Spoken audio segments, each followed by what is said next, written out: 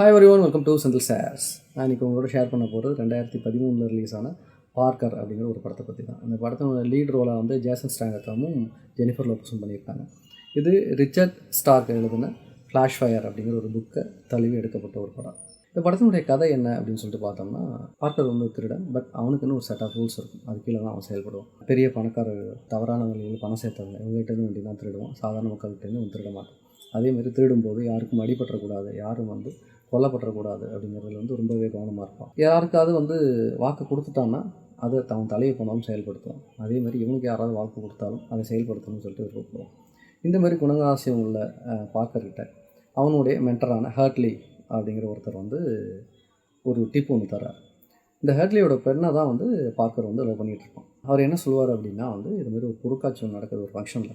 அங்கே வீக்கெண்டில் பெரிய அளவில் வந்து தொகை வந்து சேரும். கரெக்டாக பிளான் போட்டோம்னா அந்த பணத்தை வந்து நம்மளால் அடிக்க முடியும். பட் அதை வந்து தனியாக பண்ண முடியாது.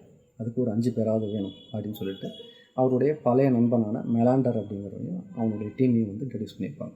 அவங்கள யாருன்னே வந்து பார்க்கறதுக்கு தெரியாது. இருந்தாலும் தன்னுடைய மென்டார் வந்து ஹார்ட்லி சொல்கிறாரே அப்படின்னு சொல்லிட்டு அவங்களோட சேர்ந்து அந்த கொள்ளையில் ஈடுபடுவாங்க. பணத்தையும் வந்து திருடிடுவாங்க. திருடிட்டு போகும்போது மெலாண்டர் என்ன ரெக்கமெண்ட் பண்ணுவோம் அப்படின்னா, இந்த $1 மில்லியன் வந்து வேறு ஒரு நகைக்கொள்ளையில் ஈடுபடுறதுக்கு செலவு பண்ணுவோம். அந்த நகைக்கொள்ளை சக்ஸஸ்ஃபுல்லாக ஆகிடுச்சு அப்படின்னா ஒவ்வொருத்தருக்கும் $2 மில்லியன் கிடைக்கும். என்னுடைய மொத்த தொகை 1 மில்லியன் தான். ஆனால் அந்த நகைக்கொள்ளையை பண்ணோம்னா ஒவ்வொருத்தருக்கும் 2 மில்லியன் கிடைக்கிறதுக்கு வாய்ப்பு இருக்குது அப்படின்னு சொல்லிட்டு பார்க்கரை கன்வின்ஸ் பண்ண ட்ரை பண்ணுவோம். பட் பார்க்கர் வந்து தெளிவாக சொல்லிவிடுவோம், இல்லை அதெல்லாம் எனக்கு வேண்டாம், இதுவே எனக்கு போதும், என்னுடைய பங்கை பிரித்து கொடுங்க, நான் கிளம்புறேன் அப்படின்னோடனே இவங்களுக்குள்ளார ஒரு சின்ன பிரச்சனை ஒன்று வரும். அந்த சண்டையில் பார்க்கர் சுட்டு ரோட்டோரமாக வந்து இறந்து போயிட்டான்னு சொல்லிட்டு தூக்கி போட்டு போயிடுவாங்க. பட் அந்த பக்கமாக வந்து ஒரு விவசாயி பார்க்கரை காப்பாற்றி ஹாஸ்பிட்டலில் சேர்த்துருவார். உயிர் பிழைச்ச பார்க்கர் என்ன பண்ணுவான்னா, ஹர்ட்லி போல சொல்லியும் கேட்காம அந்த மெலாண்டரையும் அவங்க டீமையும் தேடி பாம் பீச் அப்படிங்கிற ஒரு ஏரியாவுக்கு தன்னுடைய பேர், ஐடென்டிட்டி எல்லாத்தையும் மாற்றிட்டு போவோம். போய் அங்கே ஒரு ஹோட்டலில் ஒரு வீடு வாங்க போகிற மாதிரி தங்கியிருந்து அவங்க எப்போ வந்து கொள்ளடிக்க போகிறாங்க, என்னென்ன விஷயங்கள் பண்ண போகிறாங்க அப்படின்னு சொல்லிட்டு கண்டுபிடிக்கிறதுக்கு முயற்சி பண்ணுவோம். இதில் நடுப்புறை என்ன பண்ணுவாங்க அப்படின்னா, இவன் வந்து அந்த 4 பேரையும் தேடி வர்றது தெரிஞ்சு மெலாண்டர் ஒரு அசாசினும் செட் பண்ணிவிடுவான். அவன் இவனுடைய கேர்ள் ஃப்ரெண்டையும் இவனோட மென்டாரையும் கொள்றதுக்கு போவான். அதுக்குள்ளார வந்து பார்க்கர் வந்து அவங்கள சேவ் பண்ணிடுவான்.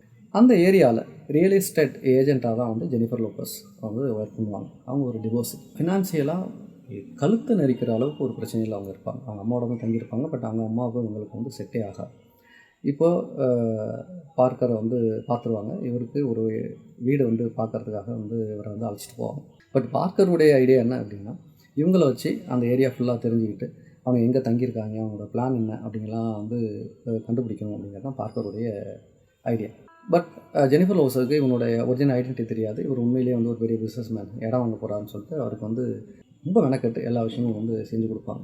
அவங்களோட டேட்டுக்கு போகிறது கூட ரெடியாக இருப்பாங்க. பட் பார்க்கர் வந்து அதை மறுத்துருவோம். ஒரு காலகட்டத்தில் ஜெனிஃபர் லோபஸுக்கு வந்து அவங்களோட உண்மையான ஐடென்டிட்டி தெரிஞ்சிடும். இப்போ இது தெரிஞ்சதுக்கப்புறம் ஜெனிஃபர் லோபஸ் என்ன முடிவு எடுத்தால், பார்க்கர் அந்த 4 பேரையும் என்ன பண்ணால், அவங்க கொள்ளடிச்சாங்களா இல்லையா அப்படிங்கிறது அந்த மீதி படம். லைன் வந்து ரொம்ப சிம்பிளாக இருந்தாலும் இதை வந்து ரொம்ப இன்ட்ரெஸ்டிங்காக மாற்றுறது ஜேசன் ஸ்டாத்தமும் ஜெனிஃபர் லோபஸ் தான். ஜெனிஃபர் லோபஸ் வந்து ஒரு 30-40% அப்புறம் தான் வந்தாலும் கூட அவங்களோட காமிக்கான அந்த ரோல், ஒரு பிளாக் காமெடியான ஒரு கேரக்டர் அப்படிங்கிறது வந்து ரொம்ப ரெஃப்ரெஷிங்காக இருந்தது.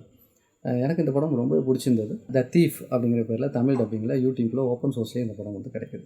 நம்ம சேனலை இது வரைக்கும் சப்ஸ்கிரைப் பண்ணலைன்னா சப்ஸ்கிரைப் பண்ணுங்கள். இந்த வீடியோ பிடிச்சிருந்து அப்படின்னா லைக் பண்ணுங்கள், ஷேர் பண்ணுங்கள். மறுபடியும் நல்ல வீடியோவில் பார்க்கலாம். டில் தென் பாய்.